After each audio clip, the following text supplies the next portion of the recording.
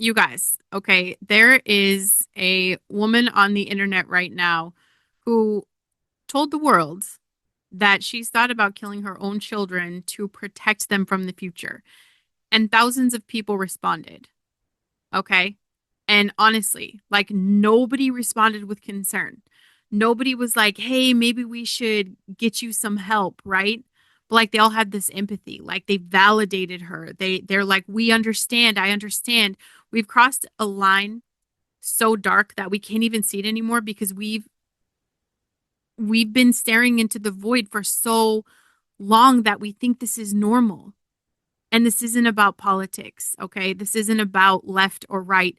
This is about what happens when an entire generation mistakes emotional collapse for moral clarity.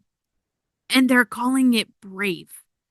If you have ever felt like the world has gone completely insane and you're the only one who can see it, this episode is for you because comfort has become a god to these people. Fear has become a doctrine, and somebody has to say this out loud. Comfort has reached a level that it's become demonic. And welcome, if you're new here, to the Listen Bitch podcast. I'm not doing spiritual bypassing, obviously, and I'm not doing a victim mentality here. And I sure as hell don't do comfortable lies, okay? I am Brandon Lynette, and my message is simple. You were put on this earth to step into massive potential, not collapse under pressure. You were called to rise. And I coach people with all these beautiful neurodivergent brains and all the beautiful chaos that makes you view the world differently. I coach people like you to take massive responsibility for creating your future with God by stepping into the potential that He has already placed inside of you. Because here's the truth that nobody wants to hear, okay? Number one, your brain wiring is not an excuse, it is a design. And God doesn't make mistakes. I know that people like this lady, this young lady here who wants to kill her kids out of an outrage of whatever entitlement that she's fucking got going on in her head. Um God doesn't make mistakes. And she hangs around a lot of people who thinks he did and we didn't. Okay. And before I get into today's show, the rest of this show, I just want to put this out there. I am looking for sponsors and not just any brand. I'm looking for someone whose ethics and values actually align with mine, like someone who believes in personal responsibility. Okay. Truth over comfort and empowering people instead of coddling them. So if that's you or that's someone you know, please reach out. I want to build something that actually matters. Okay. But today I really want to just talk about what happens when comfort becomes the highest value in your life. It's not safety, it's not truth, it's not love. Comfort, because comfort is a seductive little demon, okay? And it whispers to you that you deserve to feel good all the time. That if something makes you uncomfortable, it must be wrong. That your emotions are a reliable compass. That protecting your peace means avoiding anything that challenges you. And I get it, you guys. I get it. I recorded my political podcast today, Boiling Point, Faith and Fire. You could still see the mascara running down my face. The world is loud. It's evil. It's heartbreaking. It's chaotic. It's overwhelming, especially if your brain is like mine and you're processing everything at 10x speed and max volume. But this is where it gets dangerous when you start outsourcing your sense of reality to whatever makes you feel the least afraid, like the fucking media or like the people who are going to sign off on your bullshit. You stop discerning. This lady and a lot of others like her have handed the wheel of their lives over to fear. And fear is not the way to go. This is what is happening right now on such a grand fucking scale. People are so terrified of the future that they're willing to entertain genuinely evil thoughts.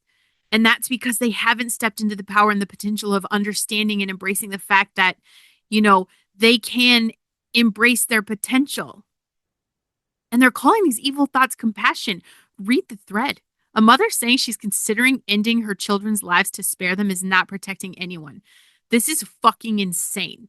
It's insane. And the amount of insanity that I see of people just signing off on her bullshit. Nobody gives a fuck about her. It's a bunch of virtue signaling. It's a bunch of people without any solid brain mass to form a coherent thought. It's a bunch of victims who have never taken massive responsibility for what happens. And here we are. They think this, this is an act of control, and she's trying to disguise this as love. And this is what happens when fear becomes so totalizing that you cannot see past it. And the scariest part is this fucking culture's rewarding it. It's giving her and people like her a platform. They're validating her bullshit. They're telling her that she's brave. She is not brave. She is broken and absolutely mind fucked up. And instead of helping her get the help she needs, we're enabling the claps because we have decided that feelings are more important than truth. And you guys, this absolutely, okay, it's gonna show up in your daily life because it's not just the extremes, right? It's the small moments. It's when you avoid a hard conversation because it's gonna make someone uncomfortable. Like if you see this, what are you saying in the comments? Are you afraid of what people would say if you tell her the truth? Or maybe your comfort right now is you numbing out with scrolling or shopping or binging because sitting with your own thoughts feels unbearable. Not here, bitch. Okay? We are all about the uncomfortable thoughts. We're all about feeling the emotions. We're all about taking massive fucking responsibility and taking care of our brain health. You cannot self sabotage the moment things are starting to go well because success feels scary. Yeah, staying small is playing safe, but that's also the devil's playground. That's what you're doing, and you're flirting on that line of comfort becoming demonic. You surround yourself with people who agree with you on everything because when someone challenges you, you feel attacked and you make it personal. And when you make decisions based on what will cause the least friction instead of what's actually fucking right, comfort's demonic. When it replaces discernment, when it becomes the fucking lens through which you interpret everything, our kids are in danger enough, okay? With this government, with the cabal, with the elites, the pedophile, satanic worshiping cult that actually runs our country, what they have been doing to our kids. And now we've got moms out here freaking out, threatening to kill their own. The blood sacrifice, right? The devil is hungry. And you guys are playing right into this. When you start believing that anything that disrupts your emotional equilibrium must be avoided at all cost, and this is the thing about anybody with a brain like mine, we feel everything more intense. Okay? The highs are fucking high. We have big emotions. We have big feelings. I got asked, I talk about Jesus a lot. That's the foundation of everything. Well, why do you cuss? It's words and they express my big feelings. It's words. I'm speaking life over you guys right now. And that is more important than anything. The lows for us are fucking lower. Rejection with a brain like mine feels like death. I have fought that my whole life. 40 plus years old. And it's only been a couple of years that I haven't been trapped in just this endless loop of rejection and self-loathing.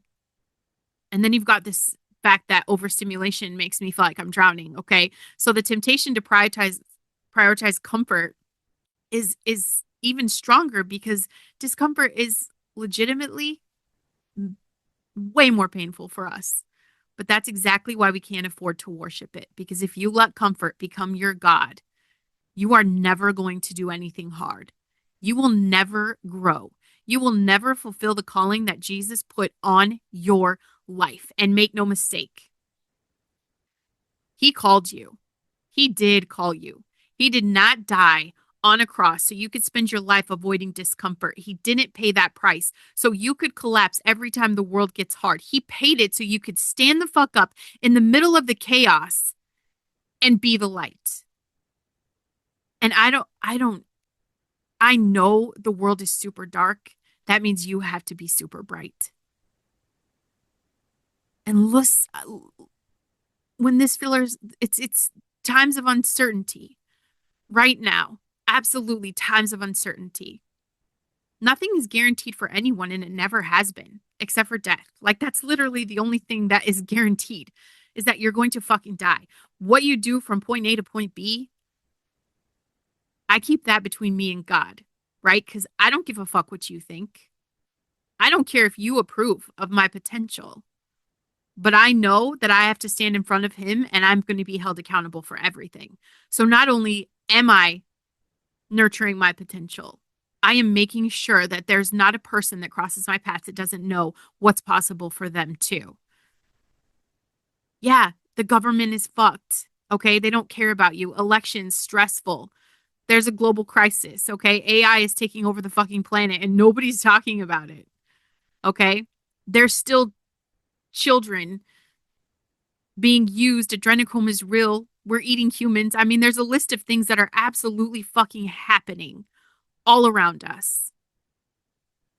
And it's going to destabilize your sense of control when you focus on all of these outside things. And that's when fear rushes in, okay? And this is the devil.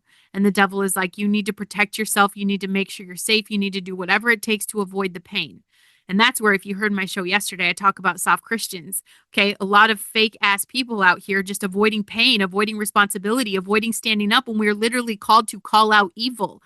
That is biblical. That's not Brandon Lynette on the Listen Bitch podcast telling you to do that. That is biblical. If you are not grounded in something bigger than your feelings, you're going to listen to that fear every time it talks to you. And you're going to spiral.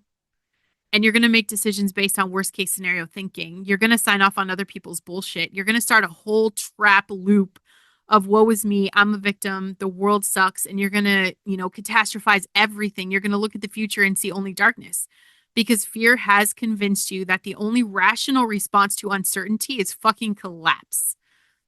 But this is what fear does not tell you. Collapse is not protection. You're surrendering. I've seen so many people in this mindset that have surrendered over their agency to the worst possible version of the future that hasn't even happened yet. Like, these people are living in a prison of their own imagination. And the truly demonic part is that to them, it feels righteous. It feels like they're being responsible, like they're being realistic, like you're protecting the people that you love, but you are not. You're teaching them when shit gets hard, the answer is to fall apart. That the media is who you worship, that you listen to everything they say and everything they've put out when it's been apparent that we've been useful idiots for decades. You're modeling fear-based living for everyone. You're showing everybody that feelings are facts and comfort is king. This is a slippery slope. And none of my listeners, I'm not going to let you go down like this. Break out of this. You have to name the bullshit. You have to look at your own life and you have to ask, where am I prioritizing comfort over truth? Where am I making decisions based on fear instead of faith? Where am I letting my emotions run the fucking show instead of using them for what they are, which is just data? It's just information. Your feelings are not the enemy. It's information.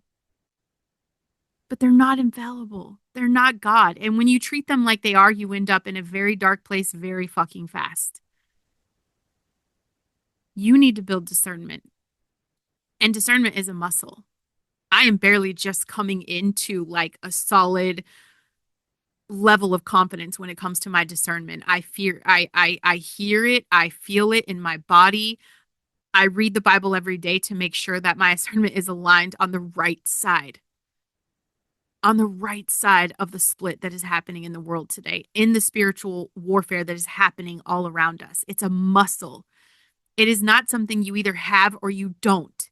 It is something you develop by consistently asking. Ask better questions. I ask myself all the time, is this true or does it just feel true? Is this true or do I just want this to be true? Because I can't understand the alternative if it's not.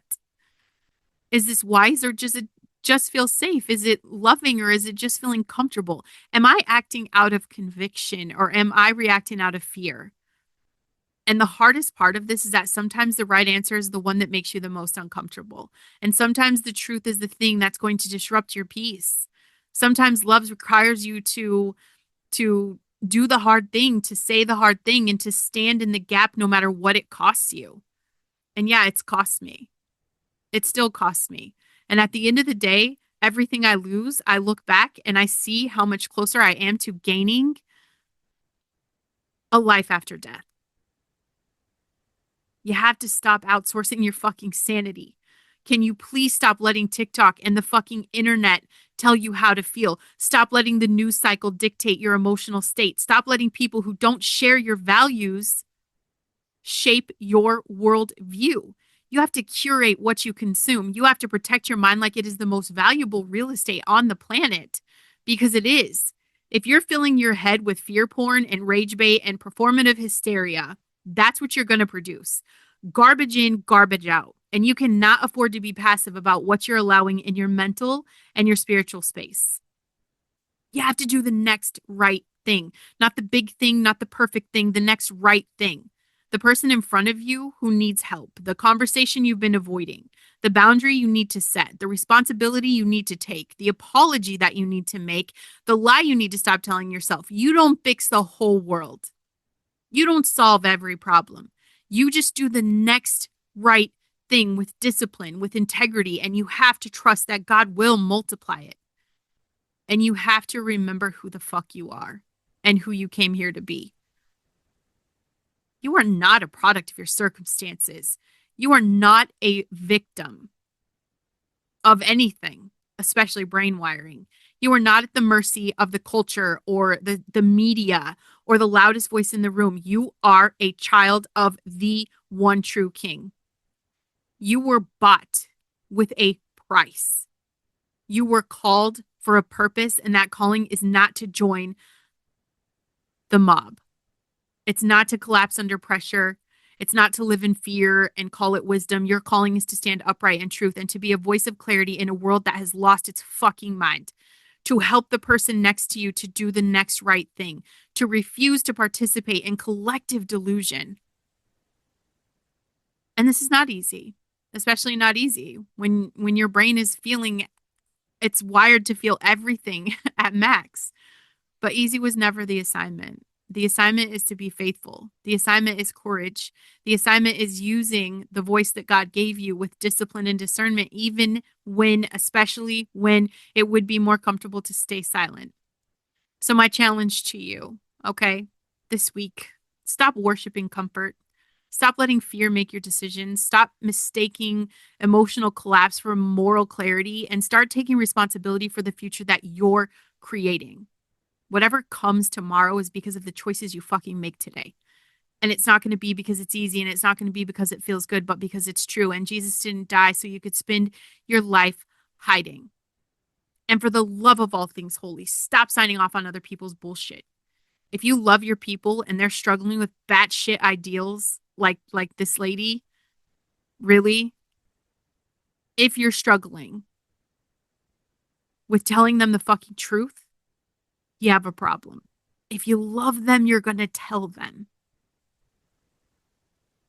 If this episode landed for you, do me a favor, like the show, subscribe wherever you're listening, leave a written review. It actually helps more people find the message. And if you want more, and I mean more, head over to my website at brandonlynette.com, sign up for all the things, okay? Listen, bitch, I've got resources, books, coaching info, and truth that you're not going to find anywhere else. Also, make sure you are subscribed to my YouTube channel where you can watch the full video version of this episode. If you guys are listening on Apple or Spotify today, I learned a new trick. Okay. I screen shared a picture today, and that's who I'm talking about in the picture. So if you want to see actually who I was talking about, I don't even think I explained that because it's my first day. Okay. It's my first day, you guys. I love you. Thanks for the grace. But yeah, go to YouTube and check her out because, it just takes one look and you understand why she's delusional. And her whole question was, does anyone else feel this way? Please tell me I'm not alone. And you would not believe how they have bombarded her message with everyone signing off on the bullshit. Okay. But yeah, why don't you guys go ahead and check out that video on YouTube, share it with your friends, or if you want to piss off your enemies, share it with them too. And I'll see you guys on the next one.